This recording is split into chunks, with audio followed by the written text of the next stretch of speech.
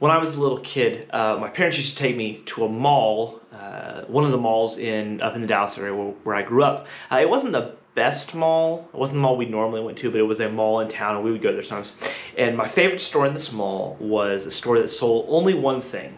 And in the 90s, if you happen to grow up in the 90s, you'll remember like the Magic Eye wall art. It was this weird way of like these big images would be painted this way, and you'd have to, it just looked like a swirl of colors and some kinds of shapes or whatever. But if you could look at it in the right way, and how I always found it to work was like if I could cross my eyes in just the right way, an image would pop out. Now the problem was lots of people couldn't do them, and until you figure out the right way to make your eyes kind of line up to see the image, it could be incredibly frustrating. It's there for everybody to see, but not everybody could see it. Not everybody could understand how to make these magic eye things work.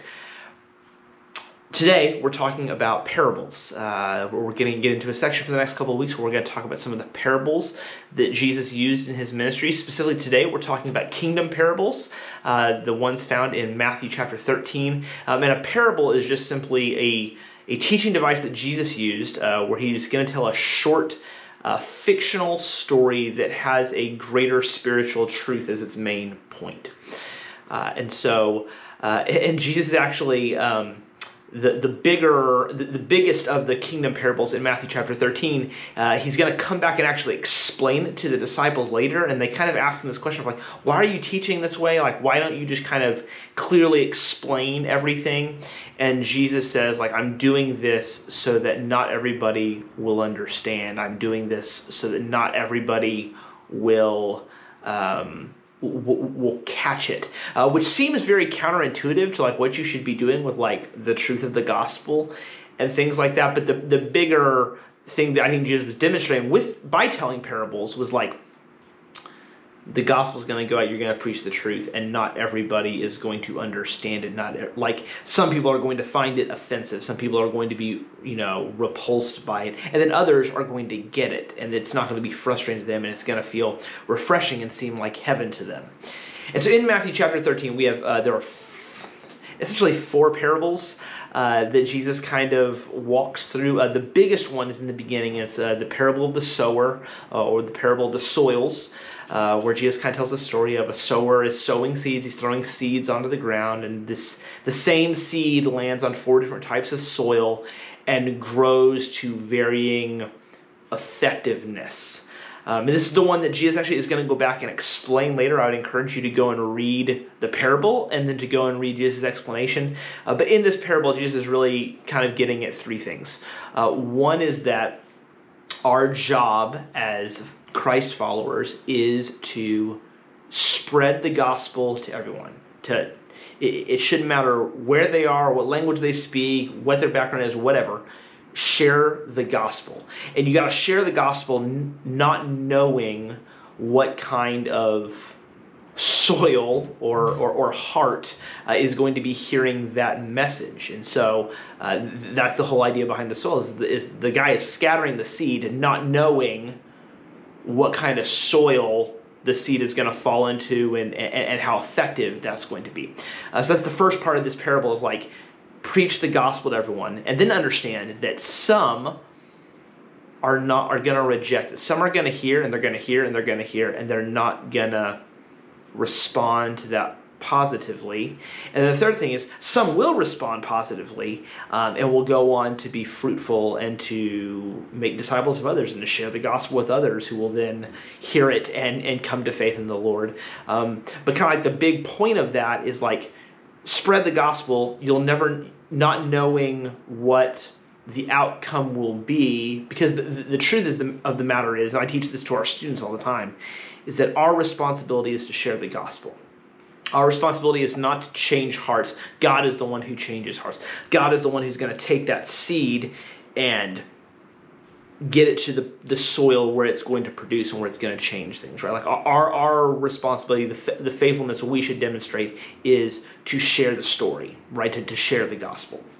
And then the second set of parables is actually two, one about a mustard seed and one about leaven and bread. And it's just the idea that Jesus' whole ministry kind of demonstrated this idea of like something improbable coming from something so small, or something world-changing coming from something that you wouldn't have expected. And so like a mustard seed is a really tiny seed, and then it produces a rather large plant. And then I don't really cook, but I think the idea behind leaven is like a little leaven in a lump of dough is going to leaven the whole thing, right?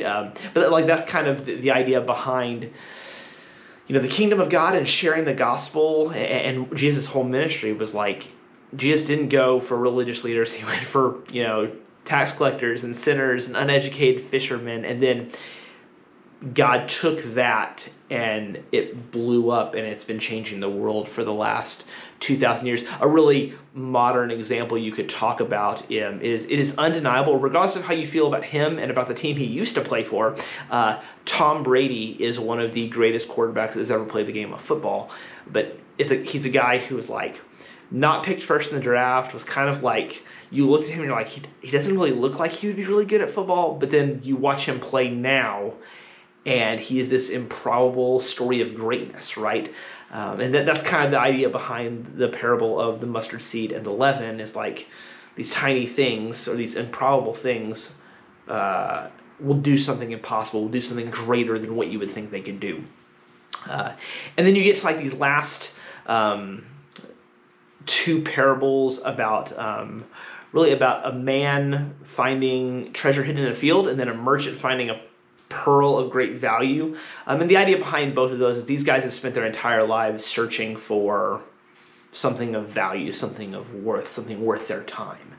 And then when they actually find it, what they realize is like, this thing is so valuable, this thing is so worthwhile, it is worth me giving up everything to acquire this thing. So the man who finds the treasure in the field, like, hides it again, goes and sells everything he has, and goes and buys the field. Now he's got the treasure in the field. And the guy with the pearl of great price goes and sells everything he has so he can buy the one pearl of great price. And the idea behind that is true joy for you is going to come in finding Jesus. Like, that's where true joy is going to come. And what you're going to realize when you come to Jesus is that anything else you could have pursued was not worth the time, not worth the energy. And so these are the kingdom parables from Matthew chapter 13. Again, I would encourage you to go and read them in their entirety. A couple of them, Jesus is actually going to explain to his disciples, which is helpful for us as well. But the big idea that we were going to work with today, just kind of for both students and for kids, was the idea that God's growing kingdom is more valuable than anything we could do or we could pursue. And so that's why our job is to share the gospel, so the kingdom will grow. And our job is just to share the gospel, and God will grow the kingdom. And our job is to believe that God can take this little movement that was Jesus' ministry, and blow it up. And God can take little things like us sharing the gospel with our neighbor or with the person at the restaurant or wherever, and can do something incredible in their lives and change their eternity forever. But those are the parables we were going to look at this week. We're going to look at some different ones next week. As always, you can find additional resources for this lesson in an email that you're going to receive at the beginning of this week. You also find it on the Gospel Project page of our website. As always, I hope these resources are helpful for you. I hope this video helps explain some of these parables that can be difficult to understand. And until I see you either in person or in the next video, God bless.